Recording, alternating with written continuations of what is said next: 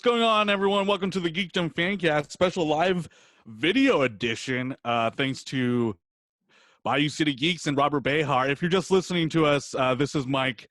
And as always, I'm joined at a safer distance with Derek. How are you, Derek, sir? Hello. And our special guest today, and also we're a guest on his show at the same time.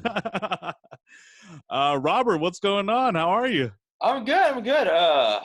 I'm sorry to all our viewers. You have to see Derek for the first time in person.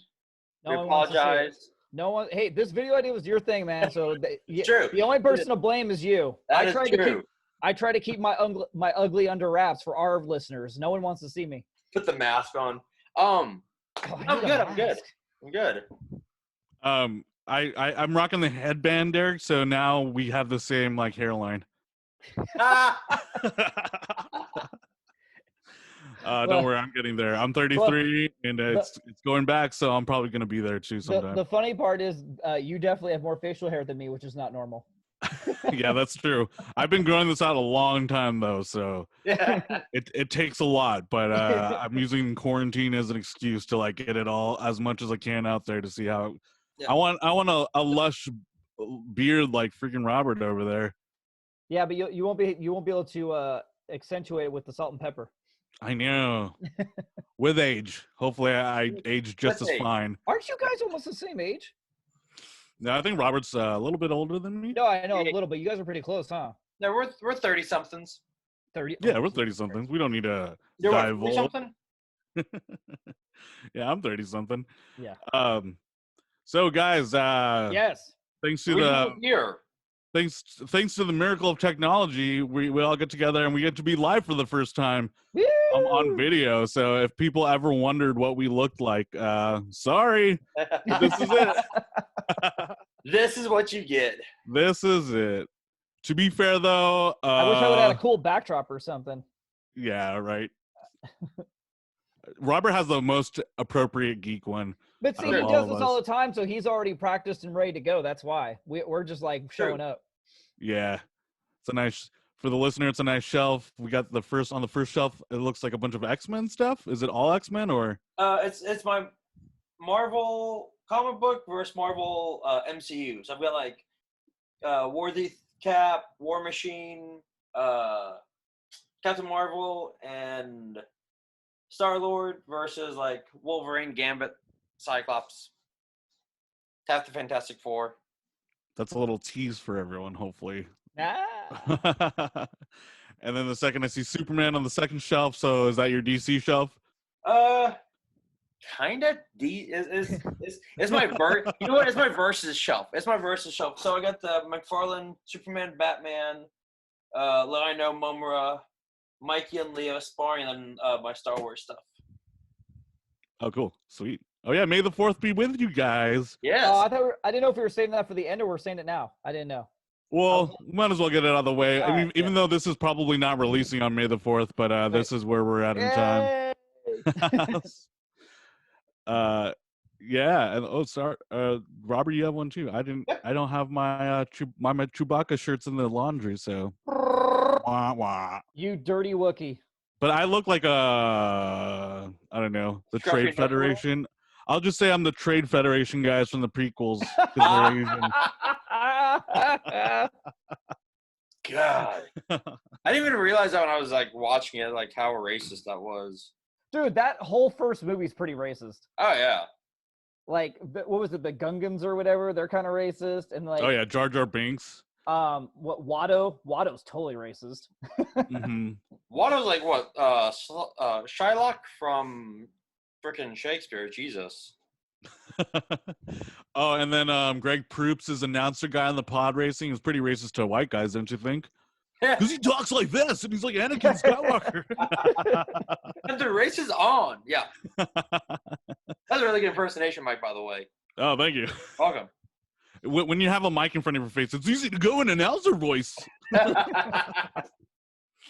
What would they call I don't remember his name. What was the land speeder race? Who was the guy that was really good? The alien that was really Sebulba? Yeah, what would he be? Oh, I don't know. Sebulba sounds like Italian? Oh, okay. I'll go with Is that Italian? That works. Yeah, he could be Italian car racer. Yeah. There we go. When I think of racing, I think of Italians because of Mario. Well, I'm So just it's saying, if we're going to encompass the whole movie be racist, might as well just lay it all out there. True. So we're coming live from you from video. Robert, you're a friend of the podcast. You've been on a lot, but you want to talk about Bayou City Geeks and all the stuff and why we're coming to you on video, the viewers on video, and I guess you can introduce your show. Yeah, well, yeah. So really, with the whole quarantine pandemic, I had to figure out a way for us to do the show and do it safely. And so I did a Zoom happy hour with some friends. Like, oh, that's a really good way to do the show. And so Jason and I, my vidcast partner and buddy, we've done an episode and 2 interviews now using Zoom. So cool. I feel like I'm plugging Zoom. Like, but fuck it. Yes, but thanks to Zoom, I'm able to do like pod. And so it was one of those things where I wanted to like do a cross promotion or cross collaboration, really. And when Derek was like, "Hey, let's do the Westworld finale," which is what we're doing this for, I was like, you know what? Let's do it on video, and I can put it on my site, and y'all can put this on y'all site, and actually have like a nice collaboration. To be fair, that was Mike's idea. What? To bring you on for the finale. Oh yeah. Yeah. Well, I just said Robert has reached out and said he must come on for a Westworld episode, and Mike's like, "We'll bring him on for the finale, man." I'm like, "Okay." Okay. Well, I apologize, Mike. Derek. No. I'm just giving him proper credit. No, that's cool. Well, that you can find. What's your YouTube channel link? Bayou City Geeks. Actually, we have like our own. You can search Bayou City Geeks now. We have 100 viewers, and we now have our own name. We're not just like a bunch of like letters and numbers. Actually, if you search Bayou City Geeks, you will find us. Hell yeah. So check that out for more of more handsome hosts, if you want to actually watch someone instead of listening to two uggos like me and Derek all the time. So you can get some of that southern down home charm. Trying. Well, Jason and I we are always trying to pitch us playing Jon Stewart and Kyle Rayner. Because he does look a little bit Jon Stewart-ish. And I actually got Ron Mars's stamp of approval to be Kyle Rayner. Really? Wow. He's like, if you lose the beard, you can be Kyle. I'm like, I'm done. Let's do this. That's badass. How long have you had the beard, though? 15 years. Oh, my God. Constantly trimming. Wow.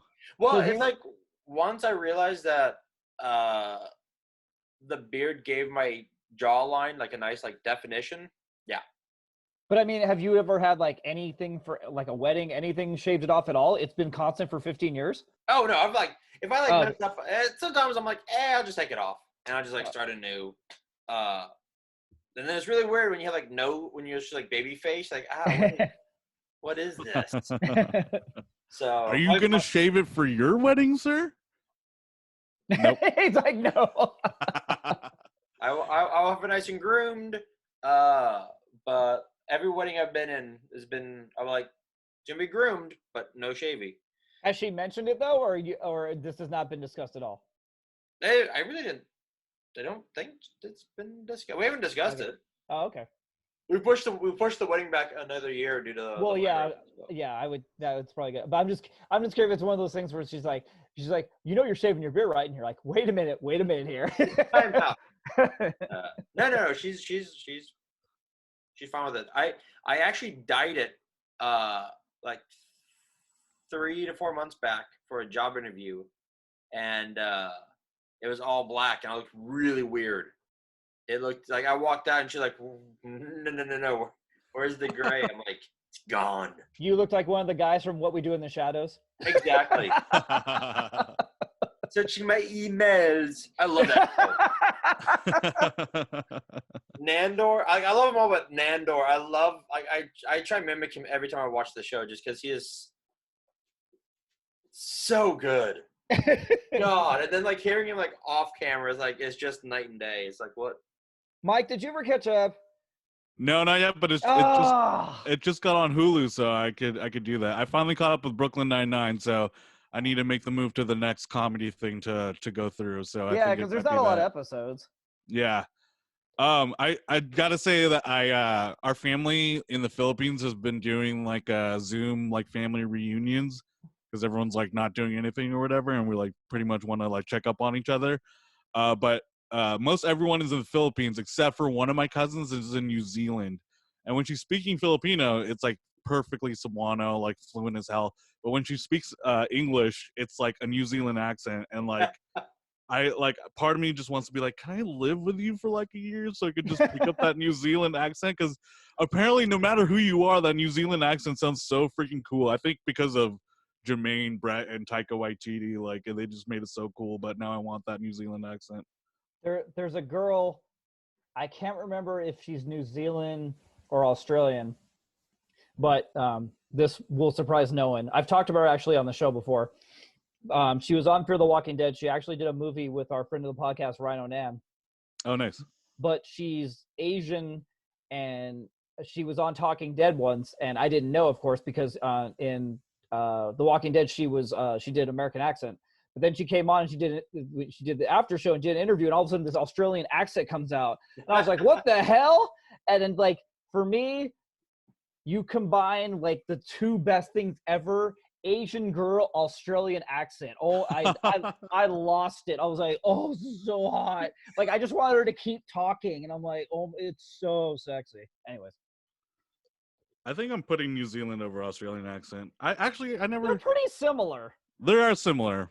But there's like I feel like there's an inherent funniness now to a New Zealand accent. Not funny like you're goofy and you sound silly, but like an inherent like wit about a New Zealand accent now because of Taika.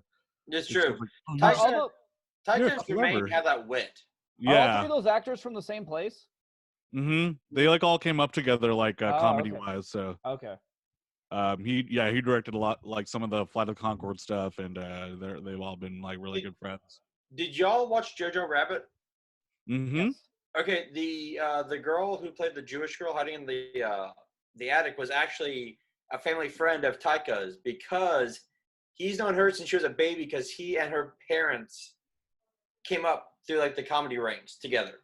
Oh shit, that's crazy. So when he was casting, he's like, there was only one person I want, and it was her, and she's like, all right, great. And she she was auditioning the whole time and she didn't even know it. Right? Exactly. God, Jojo Rabbit was so good. It was very good. I just continually love From Shadows, though. I love the energy vampire. God, he makes me like. I know I love all the vampires. I think they're all really funny, but like he's just like he's like the one that's like randomly off to the side who will just like do weird stuff and like it just. I always like the more awkward, strange person. And like the two guys and the girl, and then Guillermo's great too in his own way. Like I just like him because he'll come in, and he'll just do something really random, and he just cracks me up. Guillermo. See, I don't want to talk about it, though, because Mike hasn't seen it. That's a good accent. This is why Mike's killing me, because I feel we can't talk it on the show ever, because he fucking hasn't watched it. I'm going to catch up. It's just say, if in case y'all hadn't seen it yet, they did release a picture of Mark Hamill in his vampire attire, because he will be guest starring. Oh, nice. Shadows. That's sick. That's cool. Did they say what he's doing, though? No, I don't know. He might be okay. I don't know, but no, Mike. When you watch the first season, when you get towards the end, let me know because the second to last episode is like one of the funniest episodes, and I love it. Okay. The council? Yes. Well, yeah, you know the council, right? Yeah. Yeah. Okay. Yeah, I love that. That thing is one of the best things I've ever seen. I've said it I said it on our episode, I think already before, like that is one of the best things I've ever seen ever for anything. Like how they even came up with something so smart and clever and the people they chose just, oh, I love it. And I know it's not going to happen, but I really want just like an hour special or an hour episode with all those people. Like that one scene was enough. I want like a full something with all of them. Ooh, that makes me excited. That'd be awesome. All right. Yes. The reason we're here. Yes. The reason we're here. Why are we here? No. Okay, well, I thought we were just hanging out, man. Before we get into the finale and what we're going to talk about on this episode, we should Derek, I feel like you deserve to tell people the reason why Robert's here on our Westworld episode, even though I think you've badgered him on our podcast before about it. But I don't know. I think I leave the badgering for off air. I don't know if I've ever badgered him on the air. Well, you can catch people up on the freaking battle it was to get Robert to get on this. And then Robert, I want to hear like your quick thoughts about the whole series up until now. All right.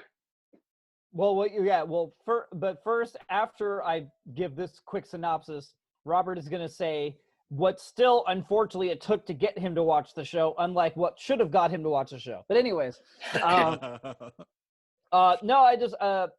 thing is I have this really, one of my actual old high school friends who I don't talk to anymore, that's not relevant, but everyone used to call him a music snob because he would judge people all the time if he would give them suggestions and they wouldn't listen to it, or if he didn't like what they listened to and he would try to get them to other music and they didn't like it, he would just go and he would just totally judge the hell out of people. And his friends would call him a music snob, or he even called himself a music snob. And I never understood really, it makes no sense, I know, but I never really understood the term. And I've realized in the last year or so, maybe 2 years, I've become a big TV snob. I'm not saying. I'm saying it's a self critique of myself that I admit it. It's not a good quality to have. I don't think I should have it, but I can't deny that I so much if people. It's not that if people don't like something that I necessarily think there's something wrong with them, but if someone won't give something a chance, it just drives me up the fucking wall. I hate closed-mindedness. I can't stand it. But point being, so Robert kept watching shit like The Good Doctor or The fucking Bachelor or oh god, what was the hotel one? Grand Hotel. Hey, I like that. That was a trashy, cheesy, great show. See, here we go. So he's watching all this stuff that is right above, the level of dog shit. And he just will, and I keep saying oh man, but then we'll talk about Westworld, or I'll post something about Westworld and he'll be like, yeah, I haven't watched it yet. Wait a minute, okay, we'll watch it. Oh yeah, I'll get around to it. And then he'll fucking post something about The Good Doctor, or he'll post something about, oh my god, the Bachelor show. I don't know why you hate that show. Well, we don't have time for that. But he'll post something about the Bachelor finale or something. And I'm like, bro, did you watch Westworld? No, I still haven't got into it. So my point would be why are you wasting time on this dreck, on this drivel piles of garbage, that you're not watching the genius was? Meanwhile, me and Mike are watching it all the time, doing episodes about it. My mind's exploding every week, and Mike and I have so much fun talking about it. And then, Robert's over here talking about how the fucking great the last episode of Grand Hotel was and how amazing it was. And I'm just oh my god. So it just drove me up the fucking wall, because it got to the point where I literally felt and I bet you were, that I literally felt you were fighting me on it on purpose. You're I'm just gonna purposely not watch it. I'm just gonna keep watching crap to drive him nuts. So no, that's just an added bonus. Yeah. That's just an added bonus. So for the fun of of how far I would take this, I've only done this to thank Robert, no one else. So if he posted about anything other than a show that I quote unquote approved of, not that I'm the guru, but just like I said, I'm being stuck up. But I would put Westworld gifs on his Facebook every time. I kept finding different Westworld gifs every time to say why aren't you watching this? So finally, for reasons he's going to say right now, he gave in. Oh yeah. So let's hear the story of what finally brought you in, because it sounded like, if I was in your position, Robert, Derek was getting to the point where when people do that to me sometimes, I don't want to, I want to oppose them because I want to spite them. I'm okay, motherfucker, you got to a point where screw you, I'm not going to do this that you want me to do. But the thing with Westworld was I was Robert would love this. I know this is exactly up his alley, so I'm kind of behind Derek's badgering of you, yeah, but it's not like I was telling him to watch fucking The Neighborhood or something, or like some dumb comedy, or like I don't know. Mike, give me something insanely stupid. Gossip Girl. Yeah, exactly. See, I wasn't like, it's like I was giving him a good Pretty show. Little Liars. Yeah, Well, okay. I was telling him to watch something good. So in my defense, for a while we didn't have HBO. Like there was that. I just didn't have HBO. Couldn't watch it. It's fair enough. And then I think it was Barry. I got Barry. I got HBO for Barry, and then I had to drop HBO again. And then finally, my fiance and I got into a good point. We're like, all right, well, let's rent HBO. I've got HBO on because I wanted to watch something else. And I was like, something else. No, sorry. So finally, I go, you know what? So we watched all our shows, and we're flipping through, and my fiance goes, well, she goes, oh, there's Westworld. There's the show that Derek's always fucking talking about. You want to watch that? I'm like, you know what? It'll shut him up. Screw it. Let's do it. And funny enough, like I got like really hooked. She got hooked for season 1. Like season 1 really like sucked her in. Season 2, she was like, she started kind of falling off in season 2, and I was like, oh, this is like, the intricacy is really getting me. I like this. So I told Derek. But see, here's where it helped me. I didn't have to wait 2 years between seasons. Yeah. I had to wait 2 weeks. Yeah. I had to wait 2 weeks. So when Derek's like, oh, you haven't watched this one? Yeah, watch this one. Yeah, watch. Like, I finally watched it. I have to wait 2 weeks now. You had to wait a year. There. You happy?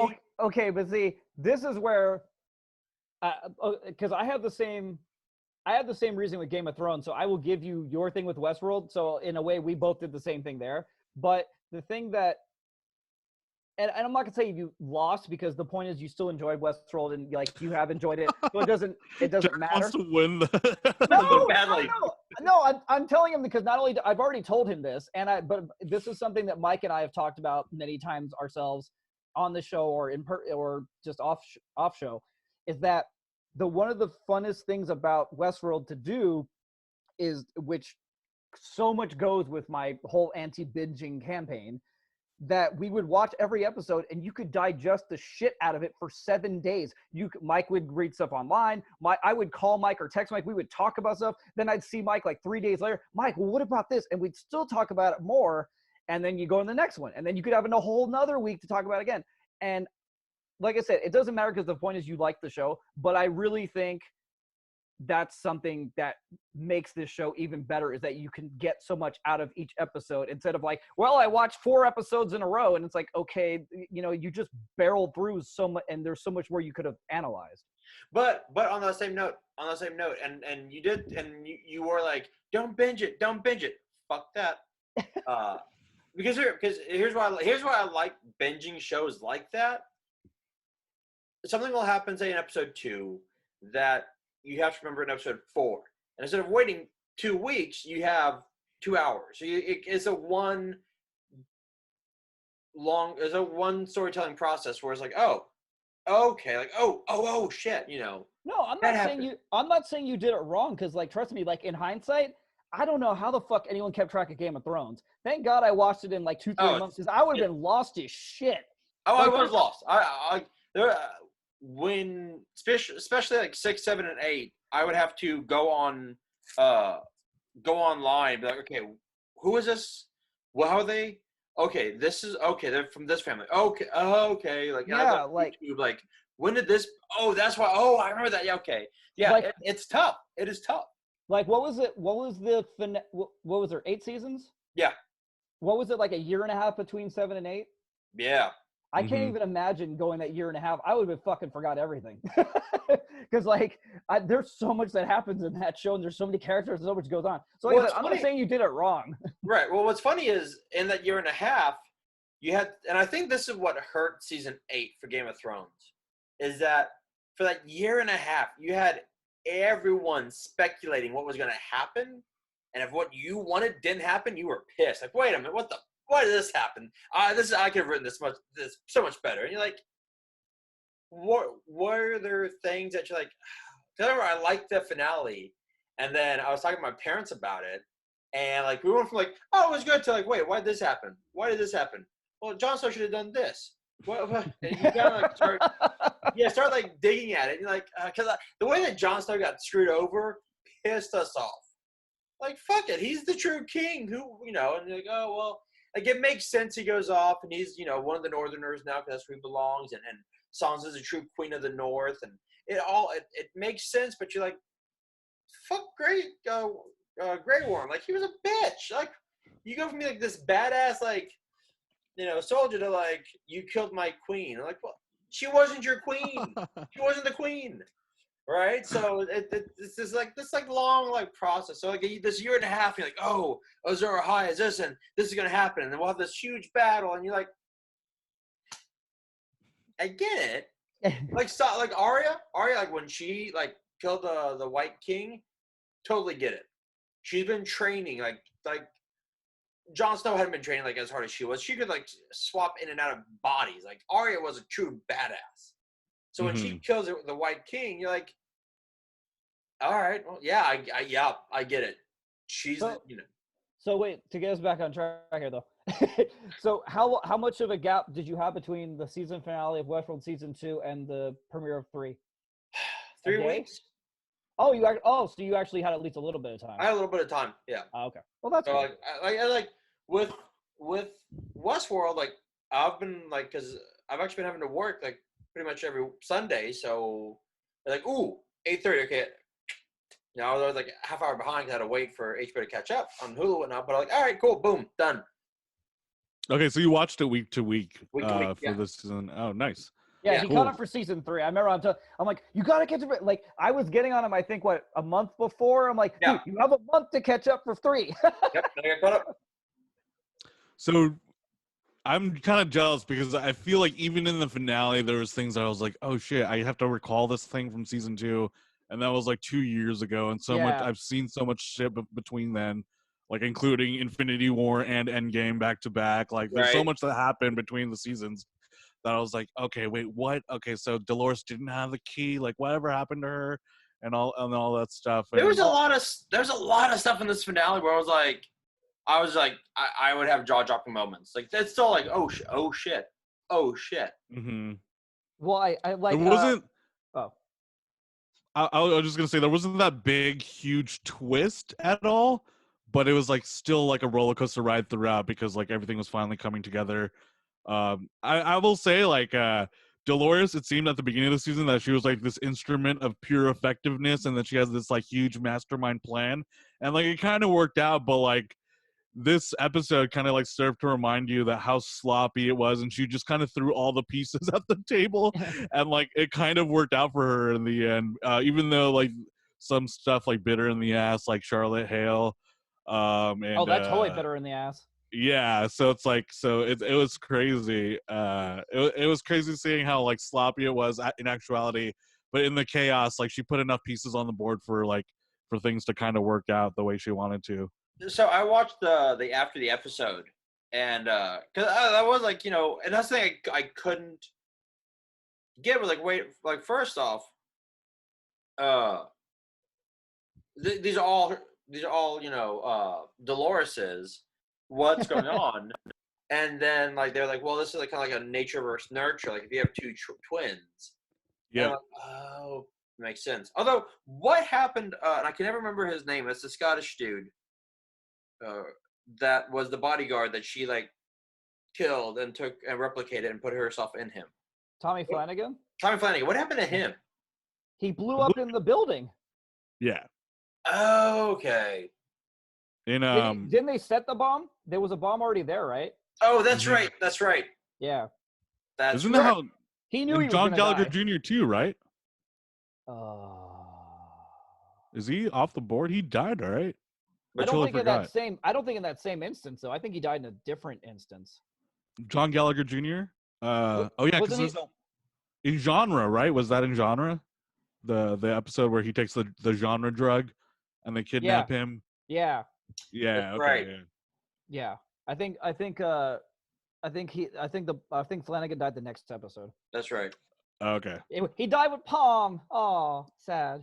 Oh yeah. I still want to that's one of those dumb questions I would love to go up to Lisa Joy. I'm like, okay, you got someone who arguably is an A-list actress, and she had like 5 lines, and you killed her in like 2 episodes. Like, how did you? Is she a friend of yours?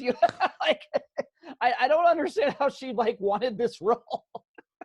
Would you say she's A-list, or she's just like she was in the ensemble of like the biggest movie of the world? I said arguably, yeah. Like, I don't know Hollywood-wise what they would consider her, but like she's been in like some of the biggest movies in the last 2-3 years. So yeah, for sure. But she was like, but not a main. She hasn't been like a main. She's been but A-list is supposed to be like stuff for like restaurants and fucking premieres and stuff. So like maybe she would be considered A-list. I don't know. Point being, still, she was someone really big who had the most minuscule part possible. Right. Like, Tommy Flanagan had a bigger part than her by huge leaps and bounds. It's true. Like, and Marshawn Lynch had a bigger part than her. That's what I'm saying. It's like, were you guys friends before? Was she just a diehard fan of the show and said, I don't give a fuck what you give me? Like, do you think that they hired Marshawn Lynch for that scene where he catches the tear gas grenade and throws it back at the guy? Like, oh, we need a guy to do that. So like, and then all right, let's get Marshawn Lynch, and then they reverse engineered his character to like be there at that certain time or whatever, because it was perfect. I think it's like if you hired LeBron. It's like if you hire LeBron and then at one point like he has to shoot like the brain ball into like a thing like from a 3-point distance or something. They definitely got him for the part where he had to batter ram into that blue barricade. That's what they got him for. Oh yeah, that's true. Well, that's exactly what he does. Is he breaks through walls, man. That's what they're like. All right, we're gonna need someone who's gonna be able to break through a wall after going into it many times with his shoulder. We got to get a running back for a football team. Yeah. Well, I read. I was watching an interview, and they said that they got Marshawn because he reached out to them. He's like, "Hey, I'm a huge fan of the show. I want to be in it." Oh, cool. He's like, "And I'm retired." Exactly. That's cool. He's probably like, "I'll work for scale." I loved his shirt, where like depending on his mood, would change colors. Oh yeah, that was pretty cool. We didn't get a confirmed death from him, right? The rule in sci-fi and genre is like if you don't see him die, then he's still in play, like any superhero story or whatever, right? So we like he can be. Oh, what? That's so cool! You got it. That they gave away at Comic-Con when they had their panel. For the listener, Derek is holding up the shirt that Marshawn Lynch wears in Westworld. That has all his which shout out to Lance Paul because he went to the panel and gave it to me. Nice. Yeah, but it would be cool if it lit up though. Well, honestly, I haven't worn it yet. Maybe it does. Oh, true. I have no idea actually. I haven't worn it yet. True. So what do you guys so let's get into our thoughts about the episode proper. Robert, our guest, let's start with you. I mean, there's just so much happening in the episode to like break it down. Like, I think you have to go by storylines. I think Dolores and what was Aaron Paul's name? Caleb? Yeah. Caleb Nichols. Caleb Nichols. I like the fact that she picked him because he can make that choice that she can't. At least that's how I took it. Like, she can, like, because she's AI and she knows she's AI, she knows that at some point she'll have programming, whereas he has shown he can use free will. He can, in fact, use the free will, and he'll do it for the betterment of the people, whether they are fake or not. I kind of also took it as he was the answer because she wasn't, her whole thing's about choice, so she couldn't decide for humanity because she wasn't human. So she found like her counterpart to herself in humanity and let him have the freedom to choose. That's a much better way of putting it too. But seeing her and Maeve in the Westworld, I was kind of waiting for her to come back in some way like I don't see that she's gone. Dolores? Yeah. Okay. Well, technically, they could pull her out of the computer, right? Or no? Well, they were deleting the files. Right. But maybe the file, just like you delete anything, sometimes you can. Exactly. Or whatever. Maybe she saw one of her like brains somewhere. because she made a few duplicates. Charlotte Hale sitting here throwing it up in the air like Right. it's like, yep, I still got her. It's gonna be in some kid's ping pong set. Well, I love that Maeve is just like, we're gonna watch the world burn. And then she knows that she'll get to her daughter eventually. That's her path still. William and Charlotte, that like when he went down and like started like just like shooting people, and then here's what I don't get. Okay, so when he shot himself as the Man in Black, was the Man in Black, was that the real him, and was the one that lost his fingers the host? Because he shot him, and see Derek, the magic fucking bullets. He shot himself as the Man in Black, and the bullets didn't do anything. Right. So was the version of himself that like lost his fingers and had been captured, and the one that we saw at the very beginning, talking to his host daughter, was that the host? And now like he's seeing himself as the real, like that's really him? I think he's dead. You think he's really dead? And that was just like he was a host. The one that they slit the throat. Yes, I think he's dead. That was him. He's dead. But because they've already got a host version of him, Ed Harris will be able to come back and be awesome. But I think for all intents and purposes, he's like Charlotte Hale. The real Charlotte Hale is dead, and I think now the real Man in Black is dead. That's my opinion. Okay, but then Derek, once again, because you ignored the magic bullets. I don't remember the magic bullets. But no, like the host, when you shoot a human, the bullets didn't hurt you. When you shot a host, it actually like killed them. Oh yeah. Yes, you've told me, but I don't remember your theory. Park. In the park. Yeah, I remember that too. Yeah. So now have they just completely overridden the fact that you can like just like not kill a host anymore, or do you have to like shoot the brain? Are they zombies kind of like you have to shoot the brain and nothing else happens? Like what is happening? That I forgot about the magic bullets. I don't, because he reminds me all the time, but I don't know what the hell he's talking about. And now I'm like, okay, that kind of blew my mind. I don't know if I have anything to say, but it's like crazy because I get what you're saying, Robert. Well, welcome to the club, bud. Now you're one of us that's gonna have to like suffer in turmoil while we like ponder like all the theories that are gonna happen in the next season or whatever. And then finally Bernard, how long has he been there? Yeah. Well, that was the thing they put at the end little behind the scenes thing or whatever you want to call it. Absolutely correct. And what happened to Hemsworth's brother, his buddy that was in the tank? Well, I mean, technically he would still be sitting in the bathtub, but we have no idea. I'm guessing he's dead because he made a point to say like I'm just gonna rot to my death. Thanks, like fuck you, Bernard. Yeah, I think he's still sitting in the bathtub, honestly. Yeah. Because it looks like no one's come in that room at all. I am surprised that I was so like emotionally like like attached to that duo together. Like their last moment together, I was like, oh, that's cool, man. I'm surprised like that became one of the coolest like warmest parts of this season for me. It was like Bernard and Stubbs, dude. They're a cool duo. I kind of hope he comes back. I really like the part with Gina Torres. Yeah, that was great. I did not see that coming. I was like, he gets to that house. I'm like, what the fuck is he doing here? Where is he? Like, I had no idea what was going on.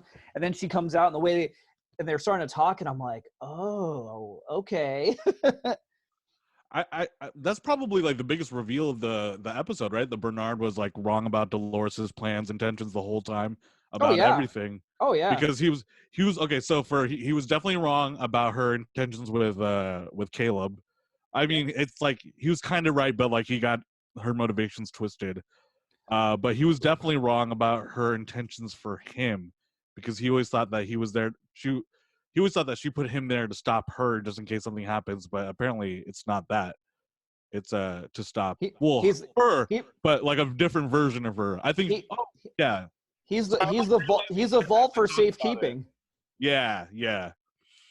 I'm realizing shit as we talk about it, but yeah, like he's the safeguard for her, but not necessarily Dolores Prime, but whatever could have happened to any of the copies of Dolores that evolved over time. Yeah. And it happened to be Hale or whatever. Well, I love when they do stuff where it's like one key line explains everything, and she's like, I didn't trust myself with it. And I was like, oh, okay. Yeah, that's cool too. I got a little emotional when they got back to Westworld and it was just like her and Maeve talking in the everyone loves that. Yeah, like that was one of the things I saw on Twitter the most is everyone loved the shit out of that scene. Because it's so crazy because like everything that we've gotten this season for the most part has been like in huge cities or like this dystopian future that's like it's either LA, San Francisco, or Santa Clarita. And and then we finally get to like go back to Westworld proper, because even when we're back in the park it was the Nazi land or whatever. Yeah. Right. But that was like, oh, this is Westworld, and that's the tree and that's their dresses and they look nice again. It's just like, whoa, it's really crazy. I like the fact that they show that they used it for army training as well. Like the park. Oh yeah. And that Dolores was in there as well. I was like, where hasn't Dolores been? Man, Evan Rachel Wood has like a look for every freaking, like has she like fits in like perfectly, like aesthetic wise with any time period you throw at her. Like she looked good in the present. She looked good as in Westworld as her character. She looks good as like the preppy schoolgirl in that whatever scenario that was on the Universal City backlot or whatever.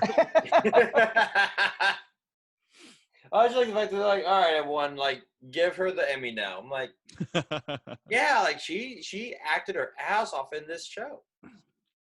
Yeah, I mean, for the most, everyone did. I want to say big ups to freaking Tessa Thompson. Yeah. Like, even in this episode, she's had to act like everyone has to act like one character, and she's had to act like 3 different characters. She's like, I have to be kind of Charlotte Hill. I have to be kind of Dolores Prime, but I also have to be kind of like Dolores 2.0, evil Dolores or whatever. And now she gets a badass burnt arm. Right. That was good. Rest of the season, it's gonna be crazy. Can we get into where I'm confused though? Yeah. What life? No, funny guy. I don't understand how she shut her down. Oh yeah. I don't get it. Oh, and after like when she like appeared her, she like I can try. I think she's still in her head. Because remember, Dolores was in Charlotte's head. But why does she have that much power that she can do that? Because she's her. Is it just because she just like somehow outsmarted her or something, or? So she had the line that like, you wouldn't think I would have a countermeasure for you too. I am you. And they weren't in Delos though, right? They were in LA. Yeah, they were just in downtown. Yeah. Were they in Delos though? Or were they in Insight? Where were they when that happened? They were outside Insight. They were outside Insight. Outside Insight. Maybe, do you think maybe she got a hold of that machine that Aaron Paul like puts her brain ball into in the beginning of the episode, and she was able to like craft like a safety measure within that? I took it as just like, oh, okay, she's in her head. But like delving into it, it's one of those things where if she's Dolores 2.0, we've seen that Dolores has always had a backup plan for anything and everything. Like if it happens, she's gonna have a backup plan. Whether it's in Westworld, whether it's like, hey, I'm gonna shut down all your bodies and betray you. She has a countermeasure for almost everything. But what she didn't think about, Prime didn't, was that if I create me, they're gonna create a countermeasure for myself. I think she got a little too full of herself, a little hubris. I think that was just her pride, not thinking that everyone else who was fallen, either died for her, well, they've all actually died for her. But I don't think she took into account that when she put herself in Charlotte Hale and said, be Charlotte, she became Charlotte. And Charlotte, what we saw in season 2, or half of it at least, was that she was incredibly smart. And now we have a Charlotte Dolores where she's seeing her family die, the one that she actually had become caring about, and she ended up loving and was really pissed. And when her family died, I think she snapped and was like, oh, okay, well, fine, fuck it, I'm gonna destroy you because you destroyed my life. that you made me care about. Are you satisfied, Derek? No, I'm not trying to argue anything. It was just I mean, I'm glad I'm happy for all the theories, but my point was for the question was just like I thought maybe I missed something. So none of us are sure. No, we're not sure. Okay. I thought I missed some key part. I'm like, here. Yeah, okay, like did I miss something? No, like, there's 2 points where there was two, because of course I knew we were gonna be talking about this. There's 2 key points where I was like, did I miss something? That's one of them. The second one is when Maeve took over the little clicky thing and shut down Serac. How the fuck did she do that? I think yeah, she's that powerful, and when she realized that he was basically allowing himself to be a pawn for a Rehoboam or whatever, since that's a machine, she was like, oh, I can control you through that now. Oh, that would make sense. Yeah, she could control him through the little thingy and the connection he has with. Oh, okay, I like that. I did love. Sorry, Mike. 1 second. I did love the fact, and this is kind of with that, but like at the beginning of every episode, we saw like a little divergence, and it's like there's like a little spike, and then this episode was like one giant black wave, and like oh shit, all right. Yeah, dude. Shite has hit the fan. Mm-hmm. Now we get like I'm excited though, because now we get like a proper. I feel like the conflict between Maeve and Dolores was like a lose-lose situation for me fan-wise, because I was like, I think there's good in both characters, and I think both characters are just with what they want to do, and I'm not totally against either one of them. But now that we have Charlotte, Dolores, like, and then now we have Maeve, Caleb, I guess, like Charlotte, Dolores with Men in Black, Maeve, Caleb with probably Bernard. Like now we have a proper like 2 clear sides of a thing for us to like root for and against. So yeah, I'm fucking hyped. Me and Derek were on Podcast Clubhouse. Is that where it released on, or was Pod Clubhouse? Pod Clubhouse. We were on them doing some recaps of this one, and I think the episode before this, I was saying that like, oh, I hope everything comes together in this one, otherwise it's gonna feel shitty. But I think they pulled off having a successful cliffhanger and like leaving things up for future seasons, because we're going to season 6 confirmed right now, right? We're going. Are we really? I'm seeing 5 and 6. I've been seeing remember I was looking for articles when we were talking. I've seen 5 and I've seen 6. I've seen articles for both, so I'm not exactly sure. At least 5. Yeah. The thing I've seen, I think the thing is HBO is maybe committed to 6, but I think Lisa Joy and Jonathan Nolan said they've got a plan for 5. I think that's what it is. I'm not 100% on that. But yeah, like on that episode, me and both of us were talking about how like we can't see what the fuck they're gonna do after. Yeah. Like it's so crazy. But now it seems like pretty clear. Like I think they were able to like successfully close out this season and wrap up. I don't know. I feel like personally, I don't have any like, as far as like what happened in this season, I don't have any more lingering questions or whatever. I'm just more looking forward to what the hell's gonna happen next. In a way where I didn't think I would be, because I thought it would be shitty if all the ends weren't tied up. But dude, I'm looking forward to that next season. I think they painted a fun fucking cool tease picture at the end of the credits or whatever. Well, now, do y'all think we'll ever go back to Westworld? Do you think it's like done? And no, it's still there, because Delos is still a company. True, and it does seem to still be functioning. So yeah, like that, because remember that he says Man in Black says I want to go to one of our other holdings or whatever, and he goes there, and that's Charlotte's got her whole fucking setup, so obviously they're still operational. Yeah, okay. Which I don't understand though, because if Serac has taken over, I don't understand how Charlotte was able to operate. Oh, right. Like maybe he wasn't paying attention because it was another holding. Like maybe she went in there, like, because he was so busy on the mainland because where did they even go? I forget where he was, huh? Well, and I think that's a good point. Like, I think he became so busy with Maeve and Dolores that he just kind of... He wasn't paying attention. Were they in like the Middle East or something? Yeah, it was Saudi Arabia.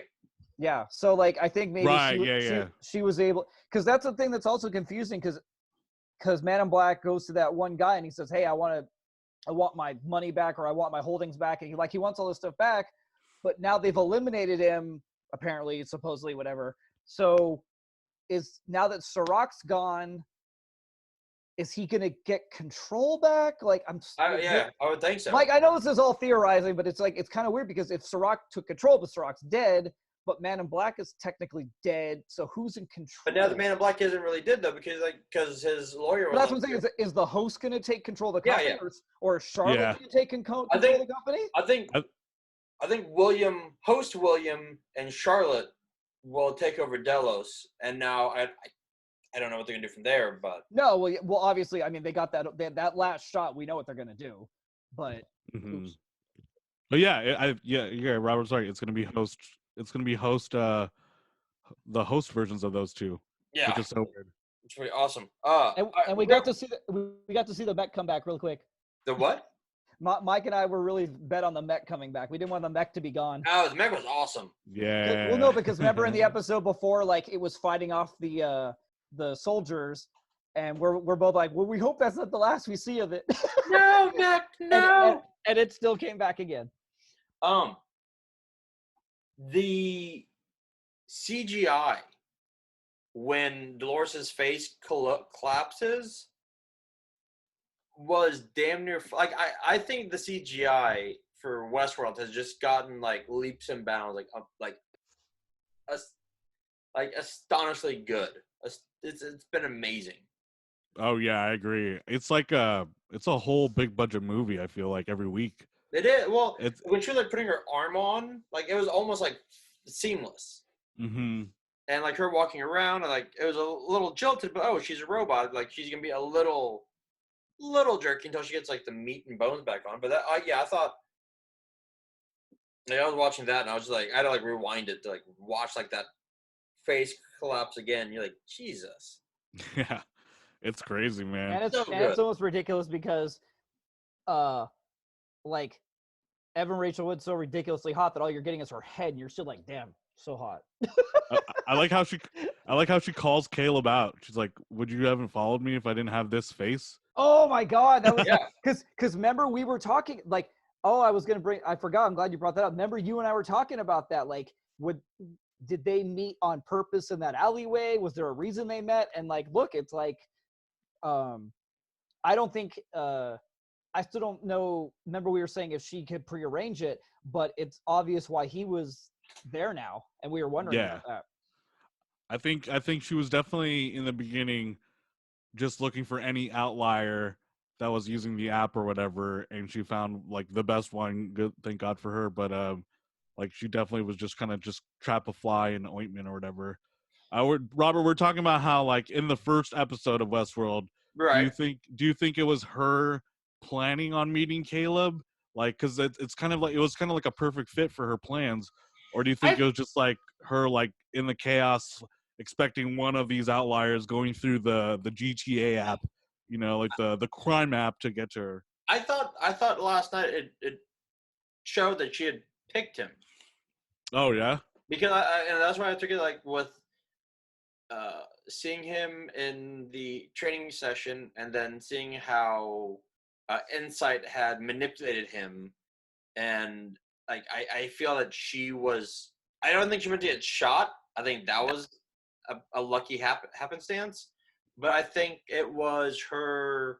She was going to meet with Caleb eventually. Mm-hmm. I think she just happened to line everything up just right. Yeah, but I think a lot of what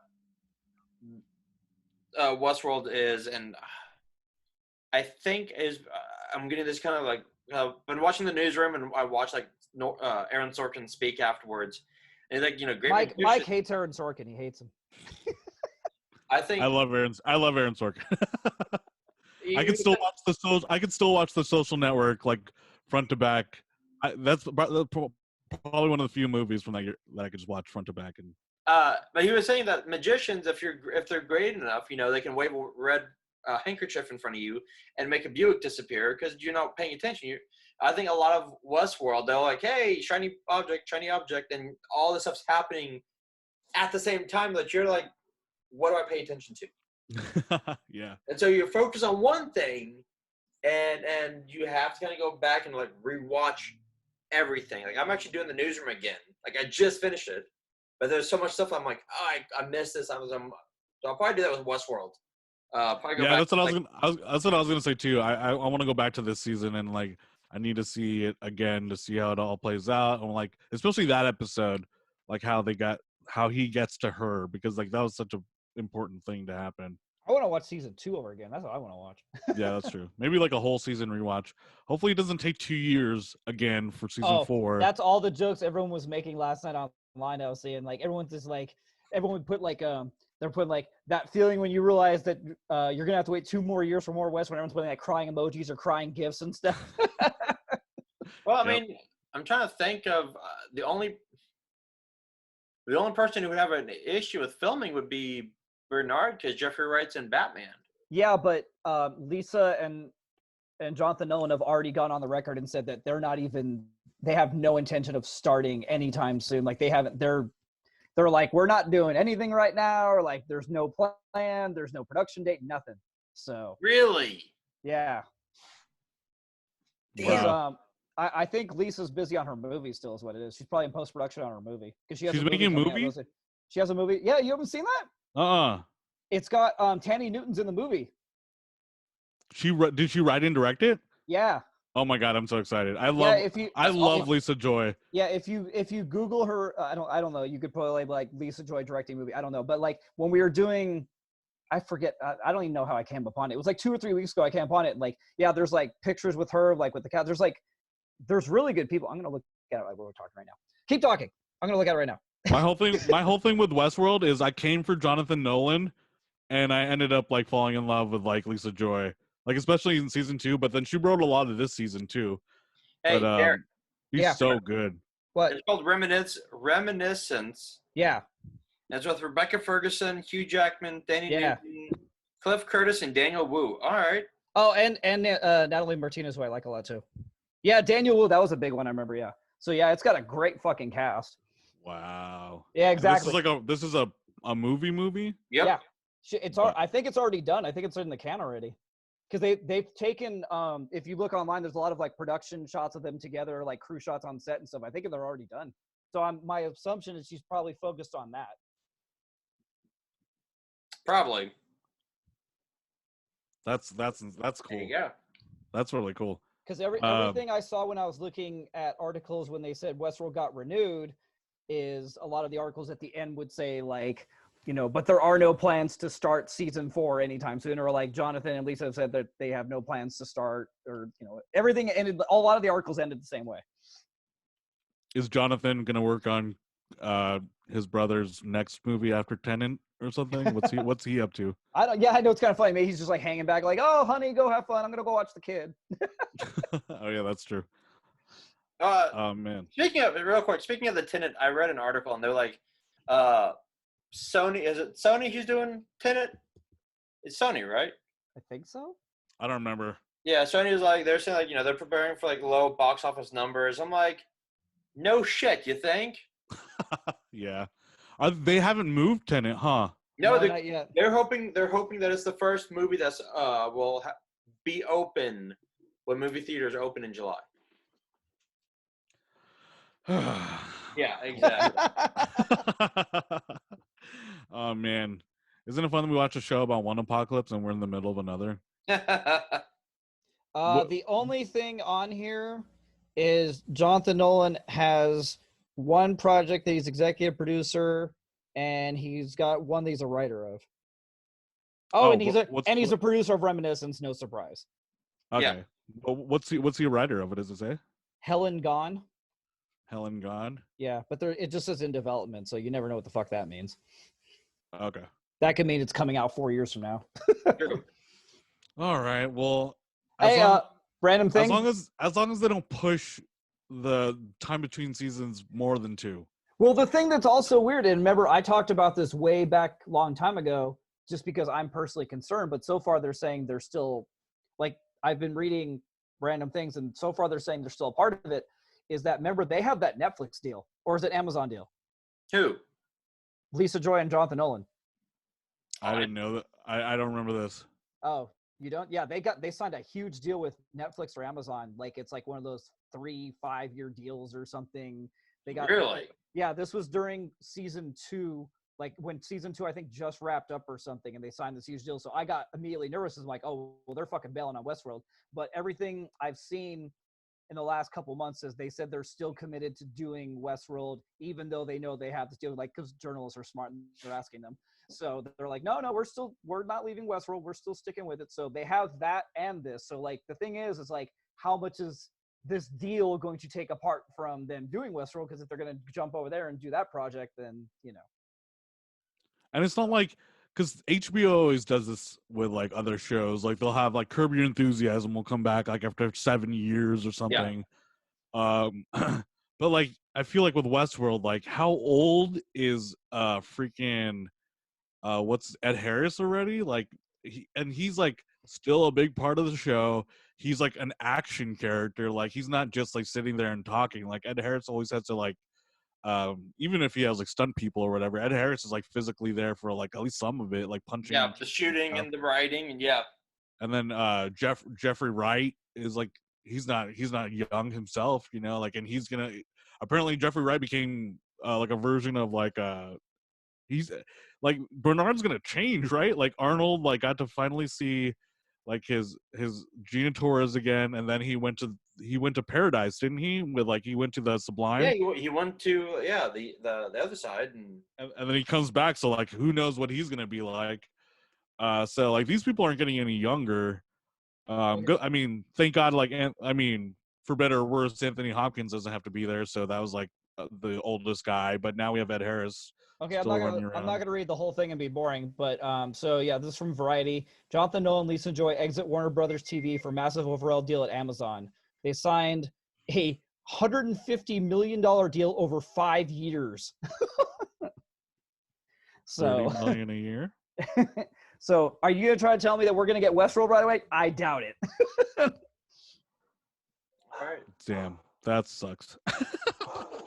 What a bummer. I mean, maybe, who knows? But I mean, she's already got this movie coming out and they have that. So you think Amazon's just going to sit back and be like, yeah, guys, we don't need anything. Just don't make anything. Yeah, that's true. Yeah. The only thing I can think is they could like, maybe they could pull like a J.J. Abrams and just like step back and like, maybe they'll assign like one of the producers as like the new showrunner and they'll just have like a big brother kind of overlook and maybe they'll have less responsibilities maybe. On Westworld? Yeah, there's no way to know. Oh, they could be doing that on Amazon. Maybe their deal is to like find projects and people to create Amazon shows that they'll be producing while they like work. Concentrate on Westworld still. Westworld. Oh, yeah, maybe. Random thing. Hey, Clementine's still alive. Oh, yes, she is. I just thought of that. Sorry. Yeah, she is. So yeah, that stuff never panned out. Yeah, like, I know. That's what I'm saying. That part really annoyed me. That thing really annoyed me. It kind of is like it was that scene has no weight really with the whole series at all. It was just so on its own. It was kind of like I thought that would come into play in this episode, but it didn't. It basically the only point of that scene was to kill the Asian guy. That was the only point of the scene. That was a really cool death, though. I know, but like he was a really cool character. If you're gonna kill him, it would have been better to have more of a reason. Well, that reminds me of The Last Samurai. Remember his death in The Last Samurai? Oh yeah. Yeah. This is a good death. Well, and okay, I'm glad you brought that up. I totally forgot about it. When Bernard gets the package from the other hosts. Oh yeah. I like, where the hell they come from? Oh, the suitcase? Yeah. Yeah. Like the huge ass sniper, and he's like, yep. Like, who we are? He's like, what the hell? And I'm like, what the fuck? First of all, nowhere in San Francisco looks like that. That was definitely down the street from where I live on Sierra Highway. Like, cause like they like even like Caleb Nichols like doing on his motorcycle, that was literally on Plaza Rita. I know that for sure. But I don't know for sure about that gas station, but I'm pretty sure that was down the street from me. Yeah, nowhere in San Francisco looks like that. But then B, where the hell did they come from? Right. I want to throw this at Robert because I know Mike and I talked a lot about this during our season 2 discussions. And this is still probably the only thing that bugs me about the show. This is the only thing. Magic bullets? No. Still, nobody on this show can fucking shoot. Mm-hmm. Again, like. Well, Dolores can. No, but I'm saying it's always whatever mercenaries or soldiers are like. Aaron Paul goes into that fucking building and there's like 4 guys and he just jumps up with one gun and sprays a bunch of bullets. All 3 of them are dead. I'm like, come on. Well, he had the auto aim thing on his hand. So and he's a soldier. He's had training. Whatever. And then Dolores' thing was ridiculous. I know, we all know she's a host and she's a badass, but like what? She had like 15 guys get at her and they couldn't even get one shot off on her. Well, I mean, if they did, it would have done nothing. I know, but I'm saying, like, I need to see, like, look at Tandy. Tandy got fucking riddled with bullets. It's like, okay, good, yes, do that. Like, at least show they're putting in effort. Well, like, and that scene was great because after she and Tandy had the fight, which was awesome. Wait, Robert, didn't that feel like a Mortal Kombat opening when they're like going back and forth? Like they literally walking to the screen, like the new Mortal Kombat, like Mortal Kombat X. Like when they're like walking to the scene, they say a line, and then the other one walks to the screen and says another line, and it goes back and forth. It felt like a freaking Mortal Kombat intro or whatever to all the fights.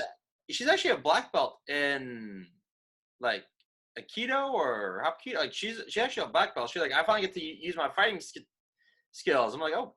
All right. Tandy or no, Rachel Wood. Yeah, she said you didn't watch the bonus at the end of 7? No. Yeah, she mentioned that. And it's funny, I've been following her for years and I never knew that. Yeah. That's crazy. Oh, okay. So real quick, because this is taking us from the finale, and it's always like, and I love when shows do this kind of like rewind back to the pilot or like the last finale. The last finale was Ed Harris having fidelity with his daughter host. Yeah. In a future version of Westworld, or like not future version of Westworld, but in the park, right? Yeah, it's a park. It's the future. Yeah, the park, like far in the future. He was in his Man in Black outfit too, right? Yes, because remember he kept living the same part where he comes up the elevator because he thinks he's gonna kill someone. And he gets to the room, and his daughter's like, "Hi, Dad." And he's like, "What's going on here?" And she's like, "I have a few questions to ask you." So now, just like in season 2, when this happened with Charlotte Dolores, is the Ed Harris we see at the end of season 2 the Ed Harris we see now at the end of season 3 in the Man in Black outfit? Is that the fidelity? Is that him now? Oh shit! I think so. Yeah, I think so. I think they finally fixed, because we saw throughout season 2 how the original owner of Delos, or like the Scotsman, went insane because they could not figure out how to properly get the fidelity, and so now did they finally fix it? And we're this far into the future now, like because we never know like how far because the humans have all died. Or like we kind of guess like 30 years because when we see Gina Torres in season 1, she's younger. She's like 35, 40. And now we're seeing her like an 80-year-old. So now, okay, well, I guess that's like, 50 years? Because hosts don't age. So we never know. Right. Can we never like before, so... Now I have to rewatch this whole thing again. Right, because now, like season 2, like when I found out at the end of season 2, when you're like, oh, Charlotte is Dolores, then you're like, oh, for half the season, oh shit. Well, when was she to Charlotte? When was she Dolores? What is happening? So now, season 3, when we find out that like Paris was got nuked, apparently. Well, when did that? Yeah, that's crazy. Yeah. What? Yeah, that whole Paris thing's kind of random. They just kind of like, what? Paris blew up. So now I'm like, what notice? So now with Bernard being like covered in sand, and it's not like a sandstorm came in. It's like, oh, he's been there. Yeah, but I know, but see, they could do so much with that because that could just mean a random sandstorm, and it's only like a couple months later. I mean, they can make it's like 10 years later, and like the whole fucking planet's different. Like, there's so much they can do with that. Exactly.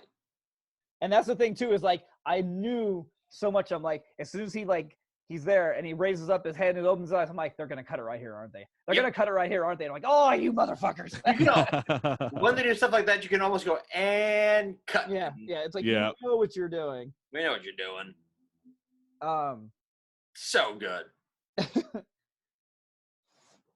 Hey, Mike. Should we start wrapping up? How long have we been recording, Robert? About an hour. Okay. Yeah. Hey, Mike, do we have any final thoughts? Mike, did you hear that? Robert said he liked the show. I just want to bring it up. He was on the he actually told me, he goes, on the record, I want you to say that you like Westworld. I'm like, you know I like Westworld. He's like, no. No, on the record, I want everyone to hear that you. I'm like, I will say I like Westworld. I'm gonna hold it to you. I don't. There's certain people. They know how to buy people good birthday presents, or there's certain people that are like cooks and they know what kind of food you want to eat. I'm just saying, I knew what show you would like. You know what, Mike? I will give this to Derek. Derek has done both. He knows the show I'm gonna like, and he has got me a badass birthday gift. So. Oh, I forgot about that. Yeah, I have it framed. Do you really? I hope one day you can complete it. I'm sorry I never got you. Dude, okay, real quick. I had the chance to get Grant Gustin's autograph, and I didn't have the money. Well, he ain't going anywhere. No. Final thoughts. Final thoughts. Music. Another good season of music. Yeah. Mm-hmm. Oh yeah, that ending. Well, just saying in general, like another third year of him fucking being a badass. Yep. I'm a little bummed that they've gone away from the theme thing though. Where they play like the piano covers. Well, yeah, like they've gotten away from he doesn't do covers much anymore. I think he made one this year. No, he did. He did a few. Did he really? Yeah. Maybe there's songs I didn't know then. There's a couple, yeah. I thought it was gonna be a cover for for Brain Damage for Pink Floyd, but it just ended up being Pink Floyd. Didn't that ending feel very Fight Clubby? It was like Maeve and Caleb, and then they're looking at the exploding. Oh yeah, that's a good point. And then it wasn't Pixies this time, but it was like kind of similar, that was cool. I was like, okay, Fight Club, I see. I know Mike and I have already talked about it a lot. Robert, did you have a favorite episode? Just from 3, not all 3 seasons. Yeah. I don't think I had a favorite episode per se, but I always dig the flashback scenes. Okay. Because they kind of give you a little insight into like just who they are, and so like watching, seeing Caleb actually kind of like get who he really was, like the whole like, almost just I don't even know what good way to put it. Just like he was like, holy shit, like this isn't my life. What is this? What's going on here? That scene was huge. Like when they threw that is like the smallest little 2 minutes they throw in, but that scene tells everything about what her plan was with him and why him. Well, that scene, the fact that when he found out that like he thought his friend died in battle, and you find out, oh no, he killed his friend because his friend was going to kill him for money. Yeah. No, but I'm saying the whole episode by episode thing of why Dolores trusted him comes down to that little 2-minute insert they put in. Oh yeah. It's like, oh, okay, this explains it all. Because the whole time they're like, why him? And it's like, we saw why him. Yeah, or like, I mean, like I don't think I had a favorite episode, but just like scenes like when he's talking to the doctor and she looks at her phone and like she loses her medical license and her husband leaves her because she's going to cheat on him with a patient and she's going to lose her medical license. They just said, okay, well, we're done now. And like all those little things, it's just, yeah, the jaw-dropping moments. And yeah, we did have, let's see, Sweet Child of Mine, Wicked Games, Brain Damage. I missed the Sweet Child of Mine, I think, then. You always know when something's about to happen when they do start playing the theme song. Like when they start playing the theme song, that's when you go, ooh, what's happening now?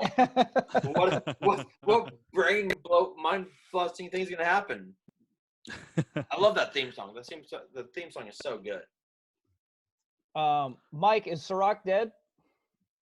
Oh yeah. Okay. Yeah. I think he is too. I was just curious. I will say for my final thoughts, I think it's something you asked Robert about his favorite episode this season, and I think there's something to be said about how I couldn't really pick one from this season that stands up as like a episode by itself without it just being building blocks for the climax. As opposed to season 2, when I could pick out like 2 or 3 episodes that were like great on their own. Like the Native American episode was, I think, amazing. The Samurai World episode, I think, was amazing. And that episode that you were talking about, Robert, where they're doing the fidelity check, and you don't realize what's going on. It feels really Black Mirror. That was Lisa Joy's directorial debut on the series, and why I'm a big fan of her. And like that stood out for me. So it's like I don't really have any episodes this season, and I don't think it's like that doesn't mean it's a worse season. I just think it just feels way different than it was before, but I appreciate the differences. So yeah, my final thoughts is like the show really changed, but I'm on board for the change. It's more of a sci-fi action thing now. It's less of a mystery. I mean, there's certainly a bunch of mystery stuff involved, but it's more about like where the characters are going rather than like what they're trying to say with the characters, which is pretty cool. So well, I think the overall plan's done. Yeah. Because the whole thing was like, Hale took the little brain balls with her, and Dolores, was it Dolores? I think shot the satellite off and shot all the hosts off into the space or whatever. And we're just like, where's all this going? And where's everyone going? And like now it's like, all right, now everything's just blown up, and like chaos is happening. Almost everybody's dead. Sirach's dead. Like Delos is obviously in the hands of Man in Black and Charlotte Hale. Like there's not a little like, it's more like present now. There's no like, I don't think there's like any global future plan now. It's going to be like what they're doing in the moment. Except for Bernard. Yeah, but Bernard. Well, we don't. But I'm saying in the sense of like, I don't think Bernard necessarily has a plan. I think Bernard's just going to assess whatever Dolores gave him. He's going to assess that, but I don't think Bernard has a. I'm saying no one has a plan. I don't think anymore. Oh yeah, no. I think the plans are gone. I think the plans are, and I think Mike's right. I think season 1 of Westworld is completely different than season 3. Oh yeah. Like who what's happening, like who's really a host, and then you get to season 3, it was like, oh no, we're going for anarchy. I can't even imagine how they were going to start with this though. It seems like it would have been terrible. In hindsight, I mean, it's easy to say that in hindsight, but it's just like I can't even imagine starting like this. Yeah, for listeners who don't know what we're talking about, Lisa Joy and Jonathan Nolan has said they pitched HBO this season, and they wanted to start from here because they assumed everyone would figure out it's like, oh, it's just Westworld, the movie, and then this is the sequel to that. But HBO made them go back and like do Westworld, yeah. Which I think, I mean, the original pitch probably didn't look like this exactly because of all the characters they built up through seasons 1 and 2. Sure. But yeah, I agree, Derek. It would have been crazy. I didn't know that. Yeah. They talked about this when we saw them at the WGA talking about Westworld. That was the end of season 2. That was between season 2 and 3, right, Derek? Yeah, they were done with 2, but they said they were just getting ready to start writing 3. Because I think we saw in like October or something or November, and they were going to start writing it in January, I think they said. Yeah. Damn. All right. But yeah, the funny thing about that also is we saw that together, and then like I went to an FYC that had Tandy Newton and Evan Rachel Wood, and Tandy was already aware of the same thing at the time, and she of course didn't reveal, but she knew season 3 already, and she's like, and she said at the panel, she's like, yeah, they originally pitched season 3 as where to begin it, and she's like, trust me, you guys don't know, but if you knew that, it would blow your mind what that season's like. I bet it would have been a really losty, like a lot of flashbacks and stuff. Yeah, because I don't see how we could. The thing is about this season is if you take away everything we know from season, I'm not even saying 2 because 2 is basically just an uprising. If you take away everything that we got from the basis of the characters from season 1, where they came from, then we wouldn't have an attachment to them. True, especially Dolores. And Meg. Exactly. So I kind of maybe someday they'll do something, or we can bug them. There you go. We're at the next WGA panel. Wait, actually, okay. Man, I don't want to go down another wormhole right now, but you saying that season 1 and this one kind of mirror each other in the fact that, like, instead of hosts, it was people realizing their own, like, the control that they had on them, right, from a higher power. So in season 1, it was the hosts and the people controlling the hosts, Dello and Westworld, and then season 3, it's humanity and people controlling it through Rehoboam and insight and stuff. So you said season 2 was all uprising, so that's probably what season 4 is, right? Like humanity's uprising against control or whatever. Yeah. It could be. Yeah, because what's Hale and Man in Black Skin? Okay, sorry, I don't mean to start us on another hour of theorizing what's gonna happen. But even if there is uprising of humanity, then what does that explain what Hale and Men in Black are doing? Because obviously they show by that last shot that they're building shit, and I don't know, and they can't build humans. I don't know. Yeah, I don't know what's gonna happen there, but maybe that might be like the theme of it. It could be an interesting humans versus hosts thing, maybe. Maybe not like an all-out war, but it could be something like maybe the Devils makes enough hosts to where they're a factor, and the humans have to recognize that they're a threat. Instead of, because at this point, in season 3, humans have no real awareness of the host, really. That's true. So maybe in season 4 they'll be aware of them. They should make a host version of Bruce Wayne and have it be Batman. I don't know. Derek, did you give your final thoughts on this? I think I really enjoy this. I mean, I don't like, this is the kind of stuff I don't like to, where I agree with you, I don't like to rate stuff. Like, I'm enjoying each season less, honestly, but I'm still enjoying the show a lot, but like, I can't act like I like this season as much as like season 1. I don't, but I'm just still constantly entertained at the imagination and the intelligence of the show.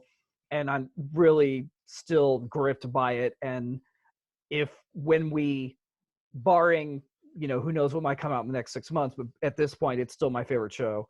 It'll be at the number 1 of my list. But I'm not going to say it's getting better though, but I still just am consistently entertained. Only one show ever got better throughout the course of its lifespan, and that was Breaking Bad. So, we can't hold every show to that regard. Speaking of! Oh, no. Robert, have you not seen Breaking Bad? No, I haven't. There's this guy in this show who was on that. Yeah, I know. No, I haven't. I know. I need to watch it. Here we go. This is the teaser for the next episode. Well, no. The funny part is Robert started watching Westworld, a month ago? 2 months ago? And what have I been dropping since then? Breaking Bad gifts? Yep. I've been dropping Breaking Bad gifts on his post lately. Wow. Dude, when will this... Dude, actually, the next one I'm already going to start watching is The West Wing. Oh, I won't fall for that. I love that show. No, I want to watch like bits and pieces of it, but... I'm not going to fault him for anything because I can't keep doing this to him. I'm just going to irritate the shit out of him. But I'm probably still going to, I'm only going to do it if he puts like another fucking like, the Bachelor episode recap or something. I'm going to drop a Breaking Bad gif. That's fine. Dude, the only reason I watch those episodes is because I do have a fiance. I'm not single. Uh-huh. Sure, yeah, just pawn it off on her. I am. Okay. See how that works? Mike, we never got to hear him say bitch. That's true, actually. We were hoping he'd say bitch at least once. He never said it. No. A lot of his characters were like Jesse Pinkman, but not that. Yeah. Which is a bummer. Damn. Well, we can have Robert back on, and Mike and Robert can do a West Wing episode. Oh man, Robert, you're gonna love it. It's his masterpiece, dude. It's like it's the top of the game. That being said, I've consumed everything Aaron Sorkin except for obviously his like play. I haven't got to see To Kill a Mockingbird on Broadway. I really want to see that. But ironically, A Few Good Men is the only thing I haven't seen of his. So I gotta like check that one. Mm-hmm. Did we talk Studio 60? I don't remember if we ever talked about that. No, but I saw that. I love Studio 60. Yeah, I saw that, but I haven't seen A Few Good Men, so I need to go watch that. But West Wing, you're gonna freaking love, dude, and it's gonna feel like medicine for now. I know. I feel like that's how the Newsroom was. Like I watched it finally. Like, yeah, let me watch the Newsroom, and it's just like, oh, I should have done that. Yeah, I love it. Like I'm actually as soon as I get my tax refund, I want to get the Aaron Sorkin masterclass and study nice. writing. Yeah. Oh yeah. Did you, Mike? I know you did. Robert, did you watch? Oh crap! I forgot the name of it. Mike, what was the last movie? Molly's Game. Yeah. No, I haven't yet. Oh, it's so it was good. I loved it. Okay. I know some people that hated it. I thought it was amazing. All right. My fiance actually watched that when I was. She watched that while I was watching Newsroom, and she's like, "Yeah, it's really good." I'm like, oh, okay. I wouldn't say it's top tier Sorkin, but it's really good. No, okay. But I just know people that thought it was crap, and it did really bad. It didn't make any money, and I'm like, this movie was fucking great. Dude, I love The American President. Oh yeah. Love The American President. God. Oh, then you're gonna love West Wing because that's where that came out of. I know. That's why I need to. I'll probably start on it this week. Yeah. Well, Robert, thanks for doing this video. Yeah. Our first episode where you could see us fully for the whole episode. Plug your stuff, man. Where can people find you? You can find Jason and me, Jason and I, at Bayou City Geeks on Twitter, Instagram, and Facebook and YouTube. Make sure to subscribe. As soon as things kind of settle down, we still have to do our 100th subscriber giveaway, which is a bunch of signatures from Common Palooza from last year. So as soon as that's done, we'll figure out something for 500. And it is May 4th when we shot this. Yeah. So May the 4th be with you all. One of the dumbest things I've ever bought, but I still like him. Yeah, you were cuddling it last night. Well, yeah, because last night we were doing all Star Wars talk. Yeah. I don't know what it was. Maybe it's because you guys had all the background stuff. I just felt like I didn't like that I was on screen. I had nothing to represent me. I wanted something to represent me. So, I don't know. For the listener, Robert just unsheathed the blue lightsaber. And then you can find us at the Geekdom Fancast. You can find Derek specifically at The Geek Potato on Instagram and Twitter. You can find me at OneMikeONEMYKE on Instagram and Twitter. You can find us both on whatever podcast app you're listening to this on. If you're watching the video, you can find us on your iTunes directory, whatever podcatcher you use, even Spotify. So just search The Geekdom Fancast. You can also go to thegeekdomfancast.com. And Facebook.com/The Geekdom Fancast is our page if you want to see the latest updates and stuff. And then Derek maintains the Instagram and Twitter, so that's at The Geekdom Fancast. And yeah, until next time, we'll be saving a seat for you on the train into Westworld. Yeah. But also, may the 4th be with you. Yeah, and may the 4th be with you.